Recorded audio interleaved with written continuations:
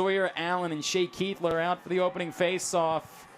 And Allen looked like he was going to have it, but instead it comes away to the Terps as the ground ball is scooped up by A.J. Larkin. Maryland on the attack first. Meanwhile, Maryland just keeps producing talent year in and year out and bringing in some high-impact transfers as Bryce Ford tries to get his hands free. Nothing there, so he'll keep moving it around. Back to X, getting topside. Watkinson with a big save as Urksa is denied to start the game. Like guys that are pure scorers. And so it's an offense that's going to have to work together as one in order to find openings and get their hands free. Secondly, because of the face-off situation, meaning Loyola not having a lot of face-off opportunities or wins, they've been playing a lot of defense, Glenn. So it's an opportunity to provide more rest to their long poles. Loyola just shifted to his own, Glenn, off the dead ball. Because they've gotten deeper in this possession, you think? Or do you think they want to throw both looks? I think they want to throw both looks right now. It looked like Ford was going to have the defender hung up, but a great job of getting back, down to 15 on the possession. Hounds, this would be a huge stop. And Max Watkinson gobbles that up. They are playing 6-on-6 this time down.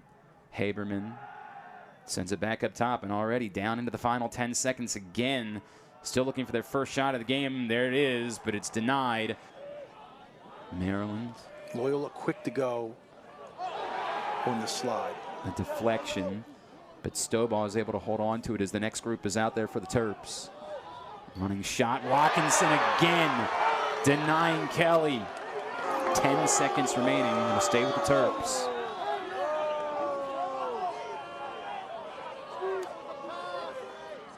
Four seconds, gonna have to pull the trigger, and another save from Watkinson denying Spanos. Opportunity for Loyola to push. It's not even just physically, it's mentally now that you have to hang in this for another 75 seconds. They've done so much work defensively. They gotta go back and do it again. Again, going to the zone from outside. What did I say? Yep, it's normally how it works. Daniel Kelly gets the Terps on the board with 3:24 remaining in the first quarter. And in this particular possession, Glenn, it wasn't anything special because we haven't seen a shot from the outside so far. And what we heard from Coach Toomey was Max Watkinson has a flair for the dramatic, which we've seen, but sometimes struggles on your 10 to 12-yard shots. Believe it or not, with 3:24 remaining, that's our first goal here in this contest. Daniel Kelly with his 4th of the season. The Terps draw first blood. Terps already in front 1-0. Patient here, knowing that you'd have possession afterwards. Jack Dowd, the Salisbury transfer up top. They work into the middle, and another great save from Watkinson, this time denying the extra man specialist, Dubik. He's worked the next group. Brady Quinn operating from back at X. Well, a little bit something different here is Quinn inverts behind. Makes his move, gets in front, but McNaney just makes that look routine. Loyola defenders have done a fantastic job so far of getting stick in lane and batting down passes. Got to make it happen. 13 seconds trying to feed in front. Dominicus is not there, flying in, but denied. McNaney coming up with it, and that's how the quarter will come to a close. Everhart will operate from back at X. Jackson Canfield defending him. Everhart gets it off and gets the Hounds on the board. I think Canfield was just confused there, and sometimes that happens defensively. Maybe not confused, but you relax. Once a player gets above goal line extended, it's fading away from the cage, and if they're not known as a shooter, you tend to relax, and you'll see that here with Canfield as he provides too much space, and Everhart is able to beat McEnany, who I think was surprised as well. So right here, he drifts high. I think he thought maybe he was looking on the inside.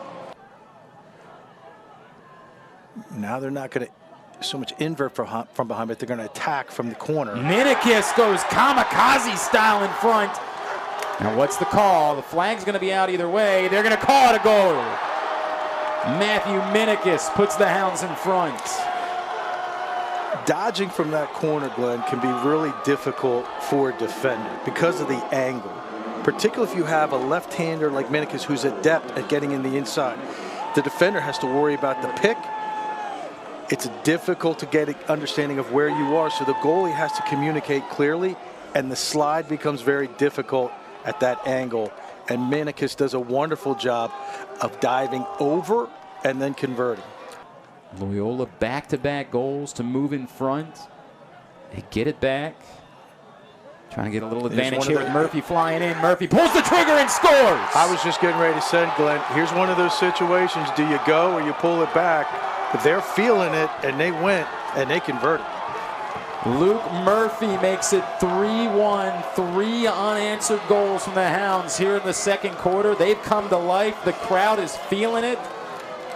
Luke Murphy. I love the placement. This is not an easy pass to catch, but I love the placement. Offside low to a left-handed goalie, difficult to save, and you can see the enthusiasm from the Loyola sideline. Or at least they would aggressively shut off the wing pass. Brady West, Minicus was trying to set the screen, but again, you see Loyola starting to initiate offense from behind. Step down, but that is not. Yeah, you're not going to get that on a guy like McEnany. He does not attack to try to get on the inside. Spanos, but what they do is they get the switch. Spanos is going to get his hands free. Does get him free, and did that sneak over? It did. Spanos ends the run for the Greyhounds. Makes it 3-2. And what Loyola had been doing so well previously, they did not do well there. Spanos went through 3 different defenders, meaning he got passed to 3 different defenders, was able to get to the interior of the defense and get his hands free. It's 1, there's 2, and there was already 1 prior to that, and he gets on the inside. Tough save there for Watkinson. First of the game for Eric Spanos, the preseason All-American. First of the season. Loyola's lead just 3-2, and the face-off dominance continues for the Terps. This is a big, huge ground ball. First-time ground ball for Loyola on the inside. And it's swept wide, which allows Houlihan to be able to come get it cleanly. Hound scored 3 straight to open the quarter. Everhart loses his footing, gets back up. Got to make it happen. 10 seconds. Everhart gets free. Didn't have much angle to work with. McNaney able to cover it up. But unfortunately, Minicus still has a long pole on him. You get it to the weak side, and here we go. So down to 12 on the shot clock. Murphy trying to feed it underneath. Wow, how did he sneak that through to Haberman? Well, I don't know, Glenn. And that's really just Maryland probably falling asleep a little bit in their own ball defense and not seeing what's happening underneath and on the back side. The challenge, though, right now is you still have 9.4 seconds. Sure, and they can move and they can push it forward. Excellent offensive set here by Coach Van Arsdale. Haberman right in front. His first of the day, his third of the season. So the slight opening there causes the defense to begin to spin and continue to execute in the areas that we need to in order to be successful today. Basically, let's not get too far ahead of ourselves. They just haven't been able to win faceoffs. Carson Hall's going to get called for the slash after he lost that one. So Maryland will have an extra man coming up if they're not able to take advantage of this possession to start the third quarter. I'm going to guess that wasn't on the menu. That probably was not scripted, Glenn. So now what does Maryland do to take advantage of it? Keegan trying to make his move in front, and he has it poked out. I think we can assume that will continue. Although some of the success they found offensively in the second quarter, Chris, was when they did decide to try to make a move earlier in the shot clock. I don't know about that one, however, for Minicus. Down to 14, hands free, but that is not a bad shot there. Offside high, though, with a screen. Wide from McCarthy, 10 seconds. McCarthy's a nice-looking player. Big, strong, fast. They like him a lot. West somehow gets that off and somehow gets it to go. And you can see McNaney point to himself saying that's on him. You know, again, 9 times out of 10, he's going to make that save. May have just been surprised or guessed wrong. First of the day, second of the season for Brady West. He gets topside. No slide comes to the short stick. Gets his hands free, rotates his hips, back of the net. 5-2 Hounds. And not get ahead of themselves here. And Maryland is probably going to try to speed them up and make them come out of it. Bruno Chapman getting some run.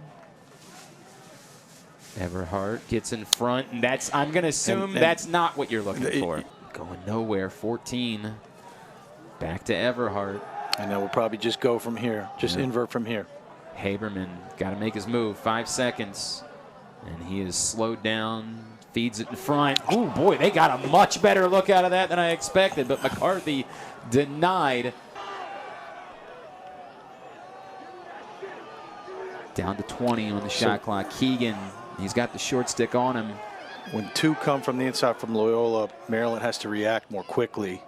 And that one's covered up. He fed it in front. Whittier got to it. This place would come unglued. 20 seconds. To the top. Stepped down, but McNaney saw that McCarthy shot the whole way. And now we got a transition opportunity for Maryland. Holmes pushing. Maryland with time. The pole and Watkinson. He hadn't been called on in a while, but he denies A.J. Larkin. Wow. I don't think they still have an alpha at this point. If anyone, you would think it might be Spanos on cue. And how about that? And that was caused by a slip by Maryland, maybe some communication. But Spanos is probably your guy if you're going to, label somebody an alpha. And as you can see there, when he gets his hands free, he knows what to do with it. So, look, Loyola goes high defensively. There's a trip, and then there's utter confusion on who's going next. Easy conversion for Spanos. Yep.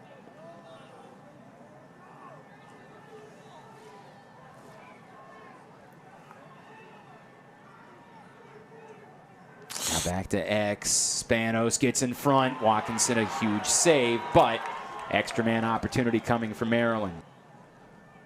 They're trying to find that pop on the inside. Of course, Louis Dubik, the extra man specialist. Boy, that one was nearly knocked away. Instead, Spanos knifes his way through, gets the extra man tally, and it's a 1-goal game. Yeah, it started with the skip pass that caused the problem, and then really the next issue was a really poor approach by number 4, Michael Callahan. It was undisciplined and overly aggressive. And now you're seeing, again, Spanos start to take control as the leader of this team. So skip pass causes a problem. Bad approach, easy conversion. And you saw how tantalizingly close Chase Gregory was to knocking that pass down. Been able to get it tied back up since it was 1-1. 10 minutes to play in the 4th quarter. Supporters of both teams, and Urksa ties it up. All day long, Maryland had done a really good job on dodges down the alley by not getting high and letting them on the inside. And they have forgotten to do that or have been unable to do that in these past couple possessions. It may be due to a lack of endurance, Glenn. You can see right here, in decent position, gets too high, uses his stick instead of his legs, no slide.